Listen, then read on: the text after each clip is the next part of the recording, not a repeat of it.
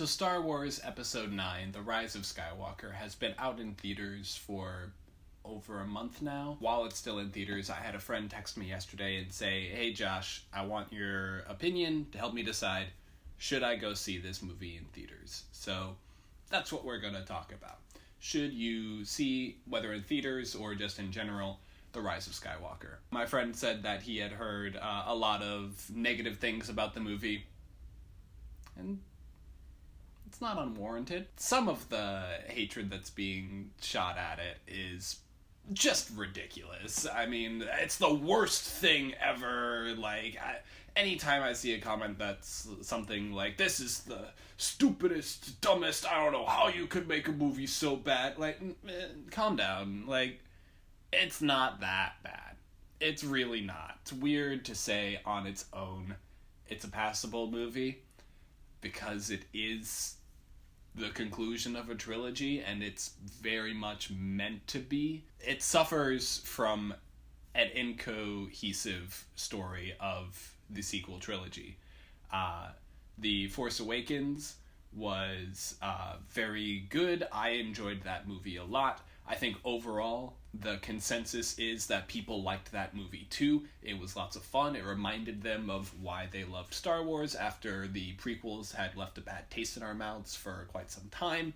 But it also gets the flack for being unoriginal. It's very similar plot-wise to A New Hope, and some of the characters you can even draw similarities between the new cast and the old cast. But that's what Disney was going for, and that's what JJ Abrams was going for. That movie seems like everyone was on the same page. We need to start something new while also pleasing all of the old fans and showing, hey, don't worry, we know what Star Wars is. We can do it. We know what you want. Here it is. And they did a great job for it. They set up some very interesting plot lines. It was a good film. The Last Jedi is so controversial that just to say that it's controversial of a Star Wars movie is kind of funny. I still see people trashing on it and trashing on Rian Johnson on the internet, and people were so hateful towards Kelly Marie Tran that she left social media because people were being so racist to her, sexist to her, and also to Daisy Ridley and Kathleen Kennedy, the producer of the series. Just awful things that have been associated with that film. It's gross. It really, truly is gross, the amount of hatred that has come towards that movie. It's something that you cannot deny about the movie, is that it made bold choices and that it did new things. After the first one, everyone enjoyed it and was like, but it was a little bit of the old. Rian Johnson comes in and he's like, okay. Disney kind of gives him the go nuts. You're a good director. People have said that we've only done stuff they've seen before. Do whatever you want, is what I imagine the conversation looked like. And Rian Johnson went, great, I will. And that film, on its own, I will unequivocally say that it's a great Star Wars film. It's really good. It does things with the franchise that we've never seen before. It discusses new themes into the stories, and it sets things up in a galaxy, saying that it doesn't just have to do with family lineage. Anyone can be Force sensitive, and who doesn't want that? Who doesn't want just the idea that anybody could have the Force? I love it. As part of the trilogy, it was the first indication that there was no clear plan with it, because it's clear that Rian Johnson wasn't interested in some of the things that JJ Abrams had set up in The Force Awakens, and kind of just brushed them aside and removed them from the equation, very literally with Snoke, and then saying that Rey's family was nobody important, which still I like. I do like that decision. That one was good. You could fight me on it. But he made some bold choices. The one thing that I will say that I dislike about that movie, as it's part of the trilogy, is that he didn't leave a whole lot of room with the plot devices that had been set up in the first part of the trilogy, which is a little weird when you do a whole, like, 3 movies to, like, have everything raised in the first one answered in the second one. Though he did leave space for new stuff for the story to progress past anything that we had ever seen before in the third movie. He killed off Snoke. He kind of did the Return of the Jedi climax in this movie, as opposed to doing it in the last one, with the big evil Force dude, and look at the Rebellion fleet being crushed. He did that as kind of a, like, now you can't do it in the last movie, you have to be creative. And JJ Abrams did not rise to that challenge, and he actively undid a lot of the stuff that was done in The Last Jedi. Whether you like the decisions made in The Last Jedi or not, it's so frustrating and honestly stupid for the next movie in the same franchise to actively say screw you to the stuff that was done in the movie right before it. Like, if it's part of the it should be building off of each other, not going in and tearing ideas down. Rian Johnson said Rey's parents were nobodies, and with no spoilers, that is not the case in the Rise of Skywalker.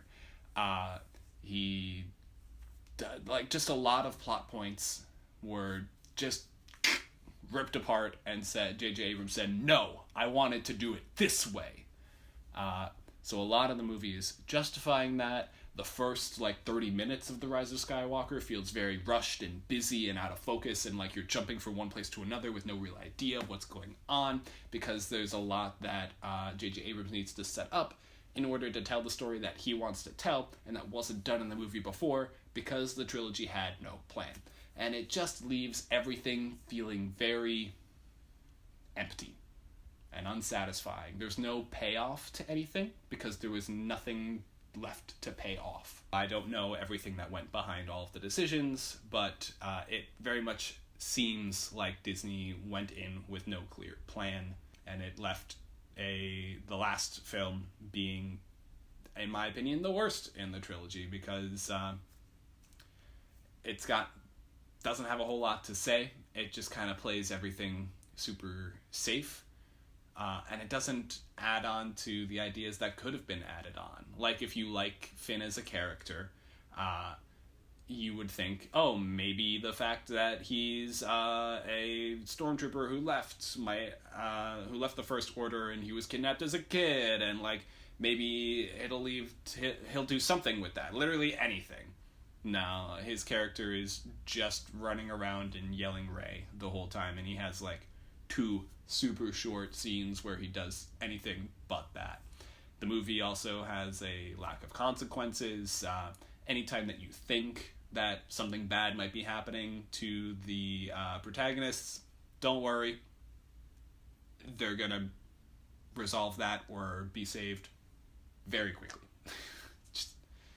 And the movie will even undo stuff that it does. Yeah. I am really bagging on this movie right now. It's very visually good to watch. If you think that you're going to watch it and you're waiting to be like, should I see it in theaters? Go see it in theaters if you have the money and the time and the desire to do so, because it's a very visually appealing movie. If you like Kylo Ren, I think his stuff is probably done the best in the movie.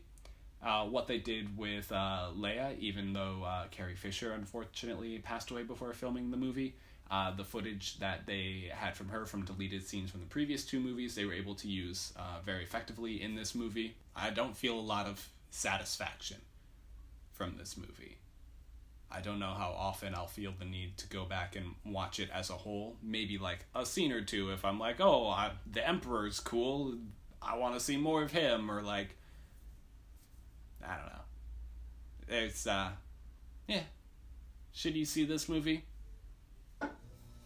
If you wanna. I hope when Disney makes more films in the future, that they have a cohesive plan, and that they let the artistic people behind it do what they are good at. There's lots of rumors that there were some meddling from Disney behind the scenes, and that they even changed the edit of the movie without JJ Abrams knowing until the premiere, when he sat in the theater and saw that certain things happened that he didn't particularly want to happen or whatever. So yeah, it feels like Disney really Disney was the reason for the downfall here. Certainly don't blame any of the actors or actresses. They're given the stuff to play. Like, nobody here did a bad job with the stuff that they were given. Everybody did a good job with what they were given. Maybe you could blame JJ Abrams and Rian Johnson, but to a certain extent, the people in charge have to be in charge and have a direction of where to go, or else the trilogy will not have a cohesive anything, which this one unfortunately doesn't. On their own, The Force Awakens and The Last Jedi, I love those two movies. Two of my favorite Star Wars movies. I say favorite, knowing that there are only like 11 Star Wars movies. They're definitely on the upper half for me. I don't know how to end this video. Just like Disney doesn't know how to end a trilogy.